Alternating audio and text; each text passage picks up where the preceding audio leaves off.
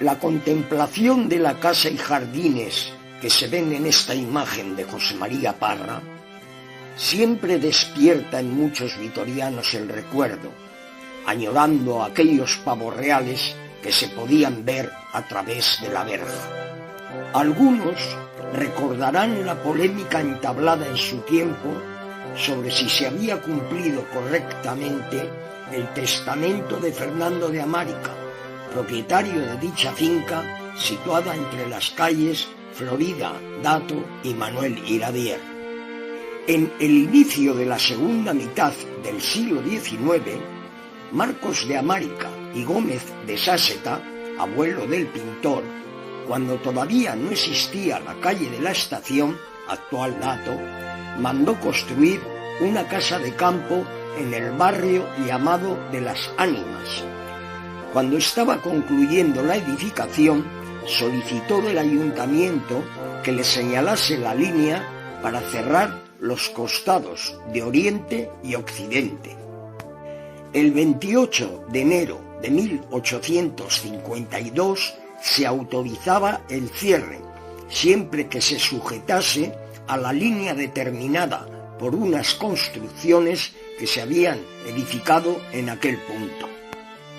Como consecuencia, tenía que ceder para beneficio público 9 2/3 estados de terreno. El estado era una medida de superficie que equivalía a 49 pies cuadrados.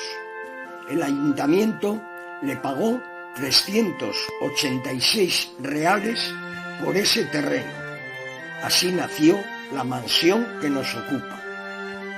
Alguno todavía igual recuerda al pintor, cuyo nombre completo era Fernando Marcos Ignacio Tadeo II de Amárica y Medina, cuya figura parecía, en pleno siglo XX, transportada de otra época, siempre vistiendo una capa y tocado con un sombrero de paja negra.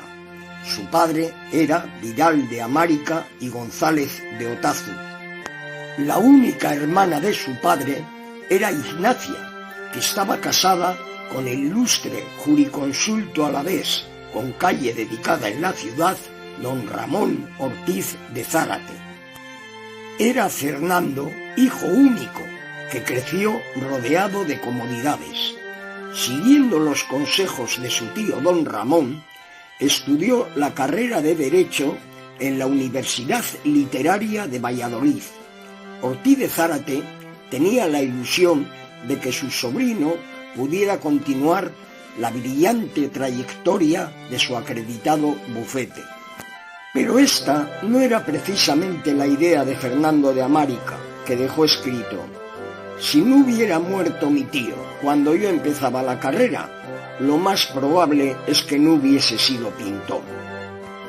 A pesar de que, como se deduce, cursó la carrera más por obligación que por devoción, sus notas de sobresaliente y notable indican que era un estudiante aplicadísimo.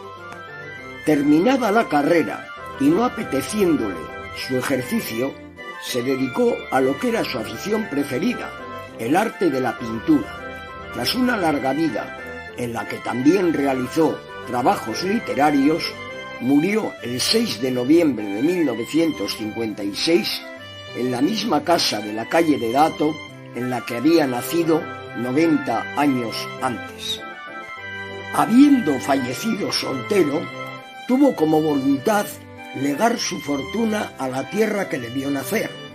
Para ello, dejó establecido que a su muerte se crease una fundación con el nombre de su padre Vidal y el suyo propio, que vendiese todos sus bienes, construyese un pabellón en la parte de la finca correspondiente a la confluencia de las calles Dato y Manuel Iradier para la exposición permanente de sus cuadros e invirtiese el dinero resultante de la operación en títulos de la deuda perpetua interior para que con los intereses que se produjeran se pudieran realizar pensiones de retiro o vejez y becas de estudio. Realizada en 1958 la solicitud para la construcción del pabellón, el ayuntamiento, presidido por Luis Ibarra Landete, denegó la autorización por ir en contra de las ordenanzas de edificación de la zona. Ante esta negativa, se realizaron diversas gestiones con la Diputación, presidida por Manuel de Aranegui, llegándose a un acuerdo en 1962 por el que la Fundación destinaba 1 millón de pesetas para que en 3 salas de un nuevo pabellón adosado al Museo de Bellas Artes se exhibiera dicha obra pictórica. Dicho pabellón, en el que hoy en día se puede contemplar la obra de Fernando de Amárica, se comenzó a construir en 1965, instalándose la exposición permanente de sus pinturas el año siguiente. Por otro lado, la finca fue vendida a Imosa, Industrias del Motor, Sociedad Anónima, quien a su vez la vendió a la Caja de Ahorros Municipal de la ciudad de Vitoria. La Caja de Ahorros, en los muros que cerraban la finca, colocó una placa que duró poco tiempo en la que se podía leer: en homenaje a don Fernando de Amárica, que donó este solar al pueblo de Vitoria para parque infantil. Esta inscripción, que no se ajustaba a la realidad, hizo que al construirse los apartamentos se creyese que no se había cumplido la voluntad de Fernando de Amárica. En esta fotografía de Arqué vemos el aspecto que presentaba el solar de Amárica en 1964, cuando ya hacía 6 años que habían sido derribados los frondosos árboles que allí existieron. Como se desprende de esa fotografía, la actual plaza de Amárica es producto del derribo de edificaciones limítrofes y no, como muchos piensan, del propio solar de su finca, que está completamente construido. El nombre de Plaza de Amárica se le dio en 1975.